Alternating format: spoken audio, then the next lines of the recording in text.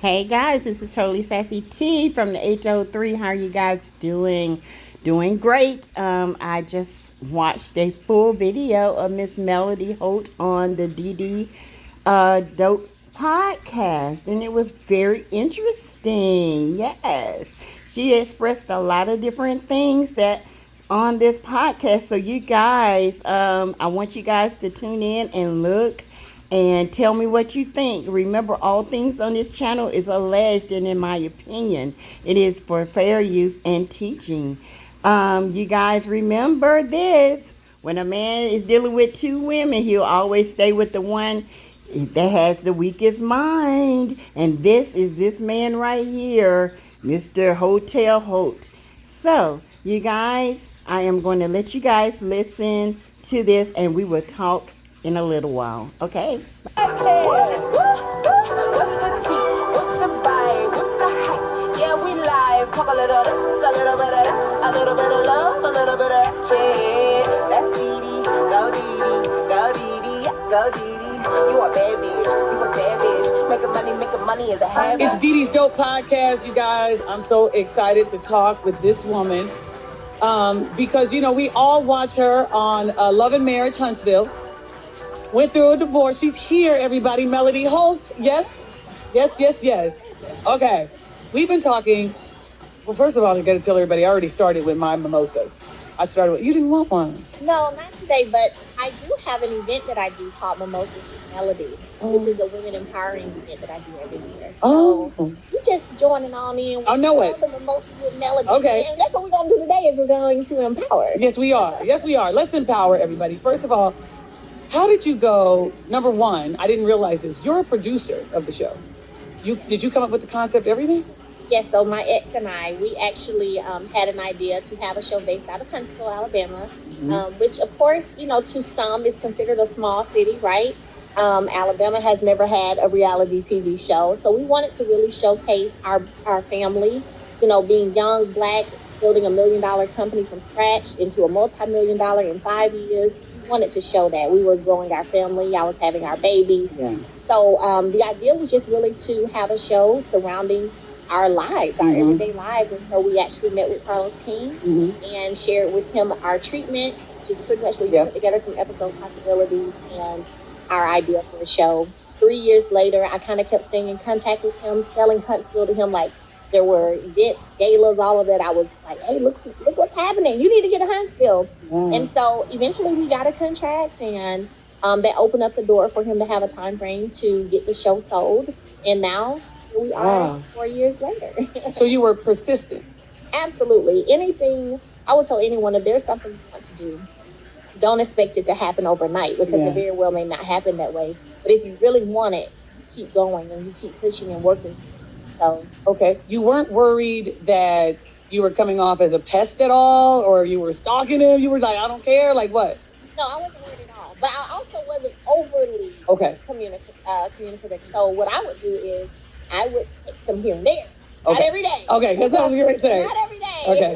Here and there. And so we actually ended up putting a reel together. He saw it. He was like, he called. Oh my gosh, I want to work with you guys. I want to get your show. I don't want you to work with anybody else. And so he sent a contract that day to allow him to get the show sold. He's the guy, I understand. He's okay. the reality TV. Yeah, because my girlfriend, Claudia Jordan, had told me she wanted me to do a show with her one time. Oh my gosh. Yes. So Claudia is also my manager, manages Claudia. Oh, really? Yes, okay. she does. So Claudia wanted me to do a show with her, and she was like, you got to meet Carlos King. It's with him. And I was just like, okay. And we never did do it. I mean, she's doing other stuff now, but he is the guy. So shouts out to him and congrats to him, right?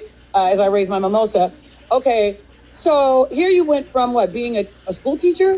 Yes. So I have a degree in English education. I taught middle school for 3.5 years. And I love teaching. I love my students. I was able to, I guess, kind of relate with them because they were 12, 13, 14, and I went in the classroom at 22. So I wasn't that far removed age-wise.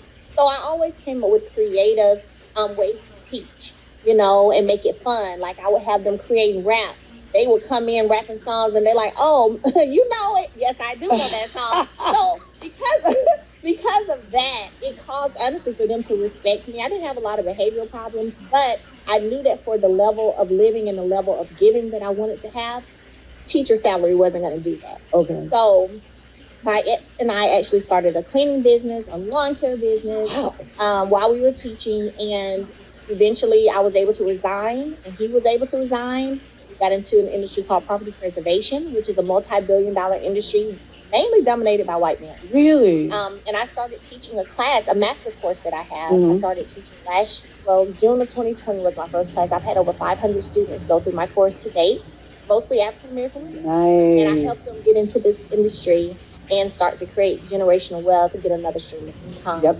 And so they can live the life they want. Yeah, because you have multiple streams of income. You really, I mean, and I was saying to you when you came in, like, how do you do it all? Because you have 4 kids. Do you have help? Do you have a nanny? No, I don't have a nanny. Okay. No, I don't have a nanny, but I do have an amazing village. Okay. So when there are things that I need to do, you know, I have people who are like, no, you're not turning this down, go do it. Got you. Yeah. You know what I mean? And that's so important. Even when I reflect back to when I was growing up, my mother, you know, she had an amazing village. I had, you know, those neighbors that I call auntie, and they really weren't auntie. Right, exactly. But, you know, just that community feeling of love. And I'm from a very small town, like One Red Light. Oh, wow. Well, dang. So, yeah. So Okay. everybody knew everybody. And so just having that love and support is definitely why I'm able to go after the goals and dreams that I'm wanting to accomplish, which also are opening doors for my children for whatever they may want to. How old are your kids? 10, 9, 62. Ooh, girl. Wait. So for those that don't know and may not have watched the show, you were married to Martel, which I will tell you this. Yeah, Ninja is fine, baby. I will tell you that. I mean, like, is that what got you? What attracted you to him? So we were in college. I got married at 22. So we met my senior year. Okay. So we had a class together, and I was like the class clown, and I'm still very silly to this day. So I was the one who would come in class all the time, making jokes, making everybody laugh, cutting up. And one day I was just like, behind you, what's your name? You know, and he was like, Martel, ha ha, you know. And so from there, we went on our first date. I think that same day, actually, we went and saw Daddy's Little Girls. It had just come out. Wow. And so we went on our first date. And after that, every day, he was hitting me up. You want to go to the park? You want to go out to eat? You want to go to the movies? You want to come to the house? Every day. And so we got engaged 9 months later, married 7 months after that. And so I will say that I was attracted to his ambition. You know, I saw that ambition in him, and that was big. Wow. But here's the thing, because, you know, again, if somebody doesn't watch the show, you guys were married how long? 10 years? No, we were together 14, married. We just got divorced last year. Oh. So 13 years. 13 years. Married 13 years. And after that, you guys got a divorce because he cheated. One of the reasons. The main reason. Yeah, the main reason. He was cheating for how long?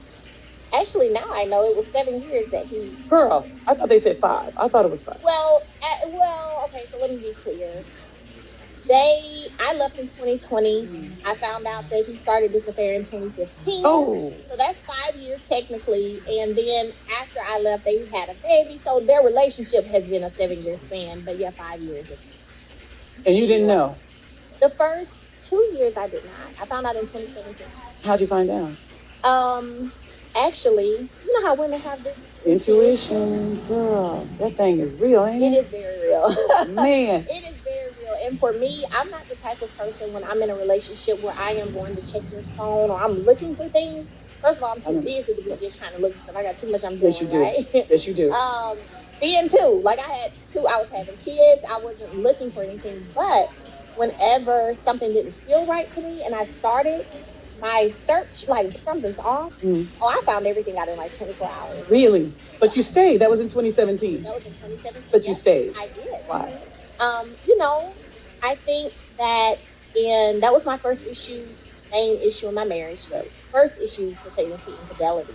And I wasn't ready to walk away from that just from one instant. You know what I'm saying? Right.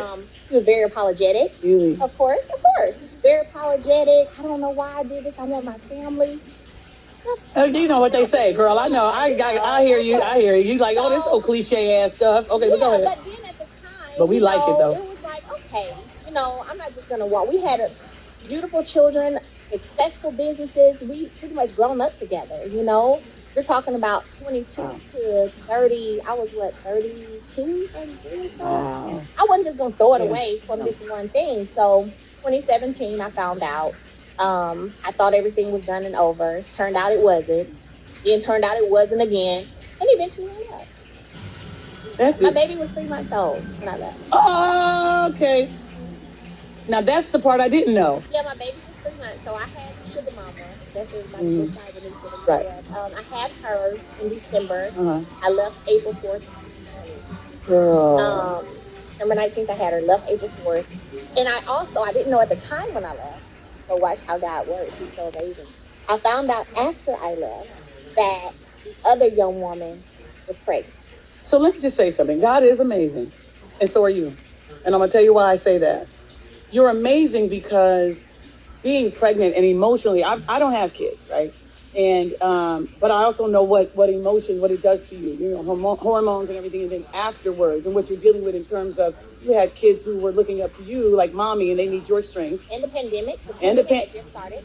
March 2020, I left in April. The fact that you had the strength to leave is, I applaud you for that. I give you your flowers right now, because I can only imagine how hard that must have been and difficult, but you did it. And so I just want to applaud you for that. That's amazing. So when we talk about this man, and did you ever see any signs whatsoever early on? You know, they often say a person will show you who they are. It's about whether or not you choose to believe it or see it. So believe it or not, I did.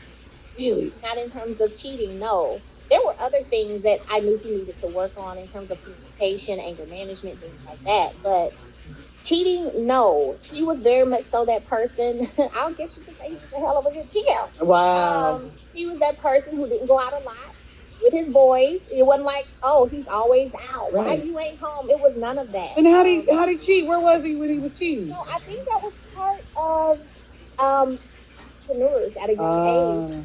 You know what I'm saying? You can make your own free. hours. Yeah. You out. You know what I'm saying? You're not in a building to 9 to 5. Yep. So he made it work. How he needed to make it work. All right. So and again, I was saying to you that he is fine now, because let me tell you what scene I saw. And me and my girlfriend said this one.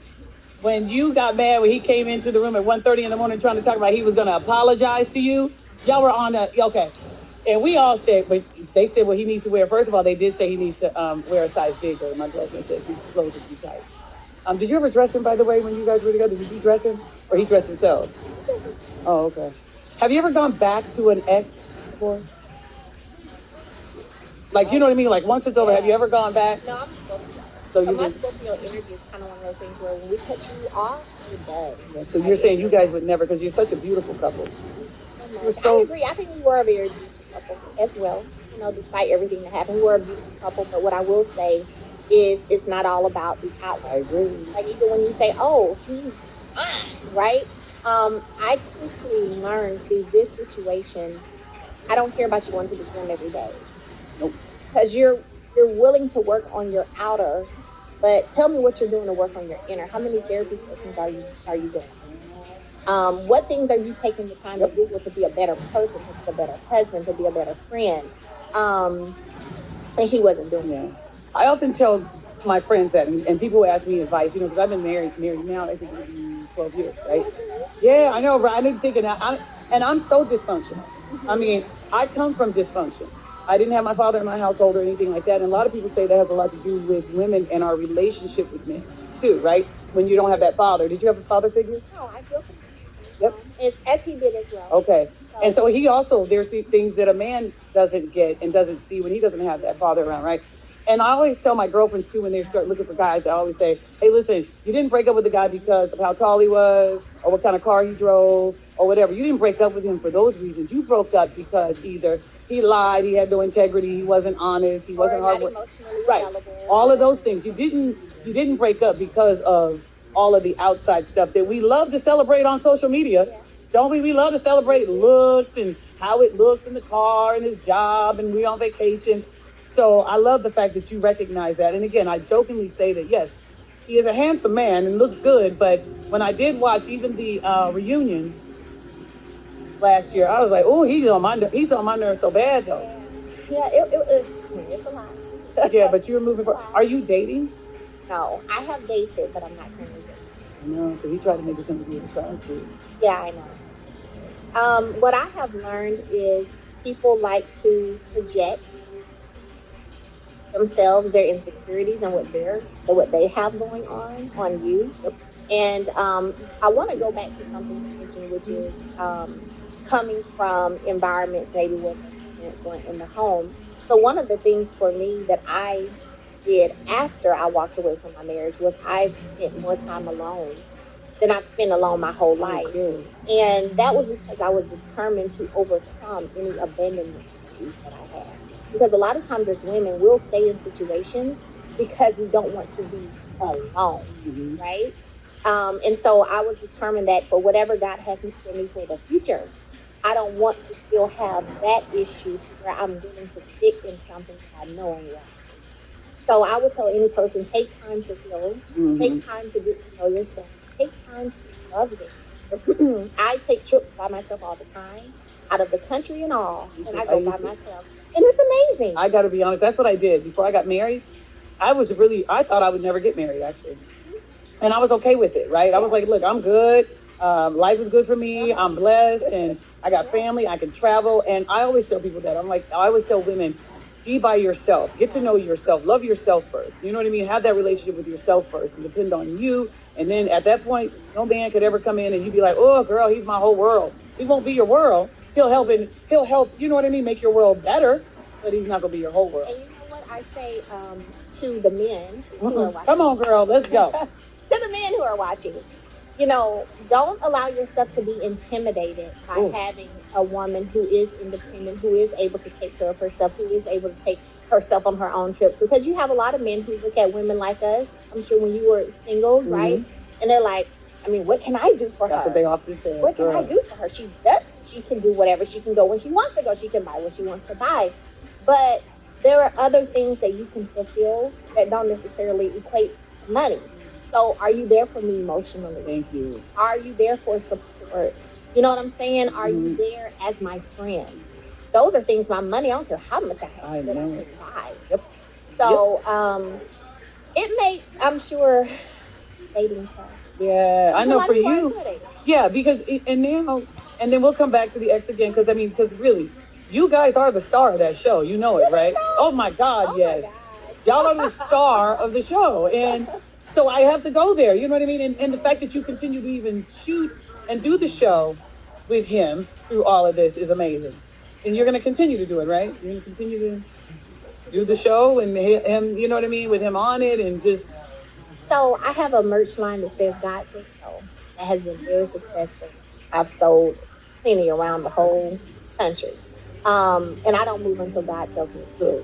So until that drops in my spirit, I will be there.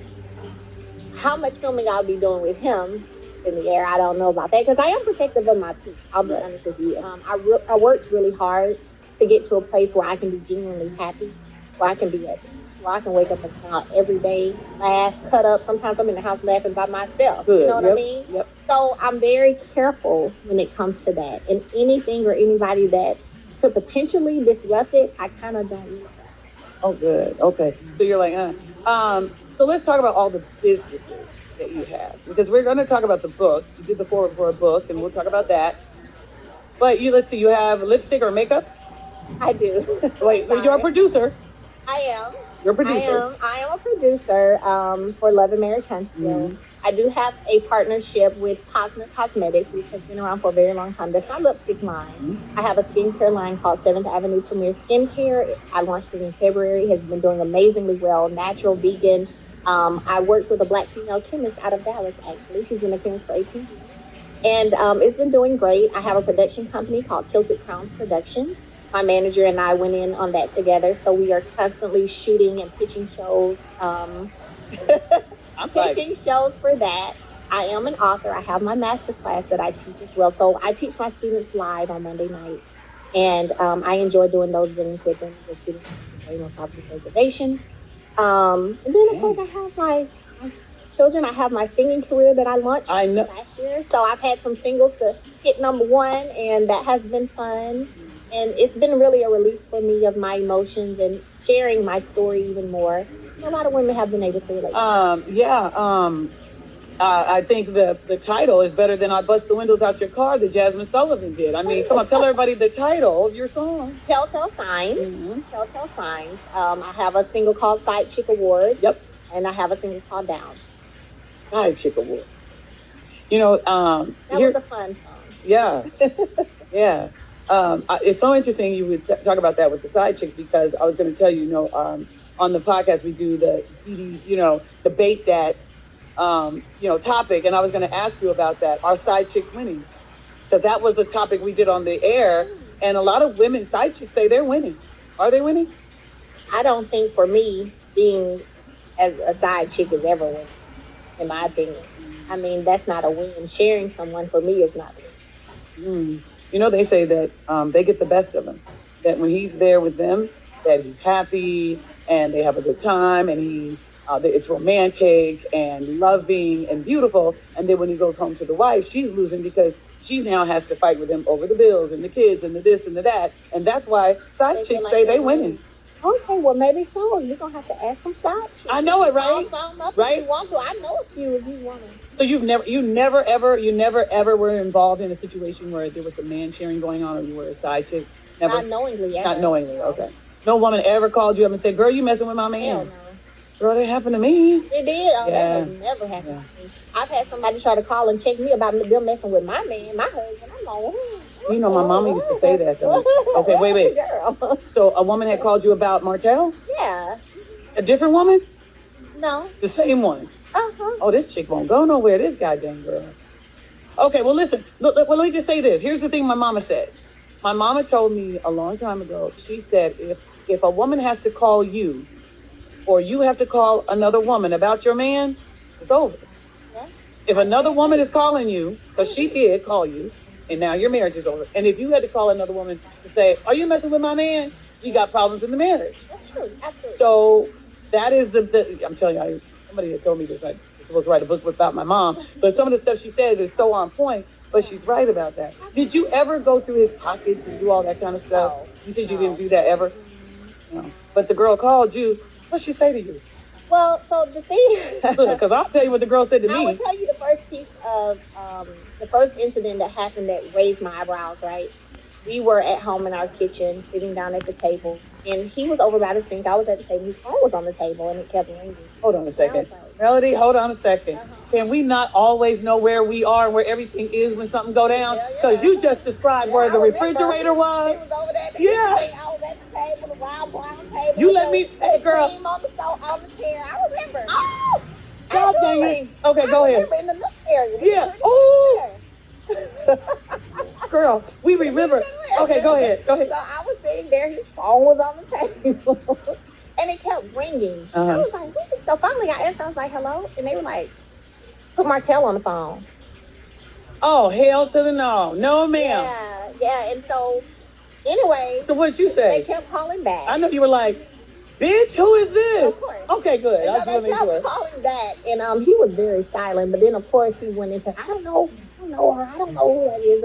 But now, that's of the past, 2017. Okay. Yeah, you're right. Years later, it is. Now you know. I'm happy, free, living my best life, and successful and thriving. Absolutely, God has been amazing to me. Right? Absolutely. Now, after what you've gone through, do you have a limit when you get into a relationship? Now, will there be a limit where you go, "This is it, I'm out now"? Absolutely. I think that first of all, again, I was 22 when I got married. I'm 36 now. Okay. So red flags, I will see them as, they say that sometimes red flags can look like Six Flags when you're having fun. Oh, that's a good one. So. Yeah, they can, though. Right. So I will definitely pay more attention to those red flags and definitely out quicker. Mm-hmm. I think my patience level is a little bit different. Okay. And I would. Good. Okay, so Melody, let's talk about. Okay, you talked about your album and your single, everything that will you do another one? Oh, yeah. You're doing that? I already have others recorded. Okay. I'm just waiting to release them when I feel like it. Also, another question, because Love and Marriage Huntsville is so successful and all of the stuff you got going on, are you still living in Huntsville or are you going to leave?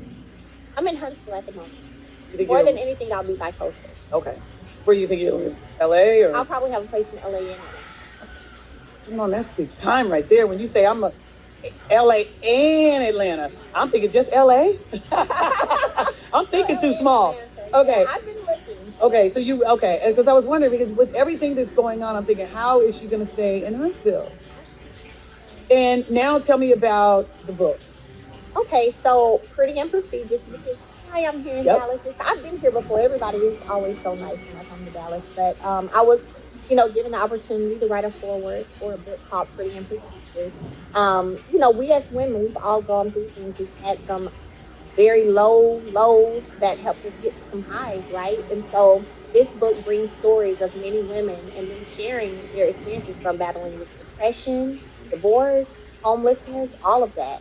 And so when I was asked to write the foreword, I said, absolutely. And my prayer and hope is that Pretty and Prestigious helps many women who are going through the same thing. I think it's important for us to know that we're not alone. Right. Sometimes when we're going through things, we think it's just us or something's wrong with us or we've done something so wrong. And that's why all of this, nothing's going right for us. So I think it's great to be able to hear stories that we can relate to and know that it's not just you. Mm-hmm. Are you offended then if I say, because you know what you're talking about and all of these women, to me, I'm hearing strong women, right? And certainly what comes to my mind is going to be a strong Black woman, strong Black women. Are you offended by that term? Because a lot of people are. No, not at all. You know that people and some women have gotten so offended by the strong Black woman term. They said, no, we're soft, and that the world sees us a certain way, that we need everybody to know we're soft too, and we need to, and that some people are offended, and you're not. Oh, I'm not either. You're like, I'm not either. I'm not either. And the reason why I say that is that I often tell everybody, had our mothers crumbled, or our grandmothers crumbled when things got tough and said, I can't go on anymore, I'm soft too, I need to go, blah, blah. I said, we wouldn't be where we are today. Strength is a virtue to me, and I think that we need that. I think we're the backbones. Women, to me, in the Black community, we are the backbones of our community. And so if we were to crumble and all of a sudden say, this is too much, we just keep going. We got to keep going. We have to keep going for our culture, for our families, for everything. So that's why I go, yeah, I'm a strong Black woman, and I'm okay with owning it and walking around with a flag. It ain't going to be a red one. It ain't going to be exciting. How do people get the book? Tell everybody how they can get the book. Absolutely. So if you go to prettyandprestigious.com or come to the gala. Yep. If you're in the city, come to the gala tonight. Everyone gets a free copy of the book with their ticket. Okay. All right. And are you going on a tour with the book, or you're just in Dallas? Right now we're just in Dallas. Okay. And so everybody can get the book. Anything you want to promote and tell everybody, and continue to watch Love and Marriage Huntsville, only on the Open Weekend Network. Yep, and it's coming back in September. Mm-hmm. Yes, it will be back in September. So we're on a mid-season break right now. We just had our mid-season finale. And so definitely, be on the lookout in September. It's going to be spicy. Okay. It's going to be spicy. We actually, Martel and I did our first co-parenting trip together with the kiddos. So the cameras were there? Yeah. Kids deal. Are they doing okay? Are they doing okay with this? So I can only speak from my, what happens in my home. Right. I can say that I've worked extremely hard to make sure they're good, because of the fact that at the end of the day, they are the victims to the situation. They're innocent, right? And I don't want them to be overlooked. So I have them in therapy. They do therapy when they're with me. They love doing therapy. They're like, Mom, is Miss Dominique coming this week? Is she coming? Because they actually talk to her and they open up and they feel comfortable. She's created that safe space for them. And I want them to feel like they have more than just me that love them and that they can talk to, right? In a safe space. So I have them in therapy. I've made sure that the level of living that they were used to and accustomed to, that there hasn't changed. Good. So I still take them out. Ever since I've left, I've still been taking them on their trips to Weston, to Opryland, and doing my part. Do you feel that are you thriving more? Absolutely. Since the divorce? Absolutely. You can never be in your full potential or at your best when you're on an emotional roller coaster. And so for me, being able to, again, be in a place of peace where, I say all the time, there are people who depend on me to be at my best, because when I get paid, they get paid, right? I have children, so mommy makes money. They, their accounts grow, right? So it's one of those things where I have to be at a good space at all times so that I can reach everything that I'm supposed to reach and be at my highest potential. I am so impressed with you, girl. That man is a fool. You know what? He's dumb. He's dumb. Don't they make some of the most dumbest decisions, don't they, as men? And they don't even realize when they have an unbelievable helpmate, right? And look at how you're thriving today. He's just a dumbass to me. But I would still interview him and look at his body. I'm sorry, I know that's your ex, but I would. And I'm married. Look, and I'm married. I know my husband probably sitting at home like, wait, what? You just said look.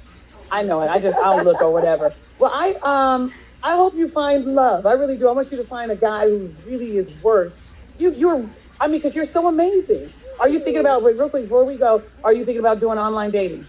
No. Why? No. Now, let me be honest. I don't have a problem with online dating. I think it can be successful. It has been successful for some people. What's so interesting is I find myself sharing with my friends, like, I may be lost for the rest of my life, and I really don't care. See, like I was. Yeah, and I'm like, and I really don't care. And they be like, no, Melody, you're not going to be by yourself for the rest of your life. You are too beautiful. You are too smart. And I'm like, but I just have all that just for me, right? I don't have to. Right. Have a man. That's when you don't find him. That's what they always say when the man comes on. But I don't even think you're ready. You just got out of you're getting a chance to just enjoy you, know you, be with your kids. So you don't even have that's to. That's the most important thing. Yeah. I mean, I'm literally having to rebuild. You know what I'm saying? I got married at 22. So I'm having to rebuild from the ground up. And that's where my head is. Yeah, I think I saw where you were saying how being single and you were barbecuing. Yeah, girl. Yes. He used to do all the barbecue. Because he wasn't a cook, so I was the cook. So I was the one who cooked dinner and all of that. So we barbecue. I'm gonna cook the sides. I'm gonna season the meat. He's gonna put it on the grill. So I did order me a grill, believe it or not, a whole year ago, and I just used it. But I was determined. I know it. I was like, oh my gosh, she had her hot dogs. I did. The grill was good. I had some steak, hamburgers, hot dogs, and hamburgers and all the way through. I love it. Did he ever burn up the meat? Because sometimes them men be acting like they good on the grill, and you be like, no, he a barbecue. He was good? Yeah, he's a barbecue. Give him his credit. I'm just going to be honest. You still love that man? No, but I'm going to be honest though. You do love him though? No, but I'm going to be You have to love him because he's the father of your children. I'm going to be honest. my damn mimosas kicked in. Girl, I'm just laughing. I love it. All right, fine. Anyways, well, everybody, yes, watch Love and Marriage Huntsville. That's right.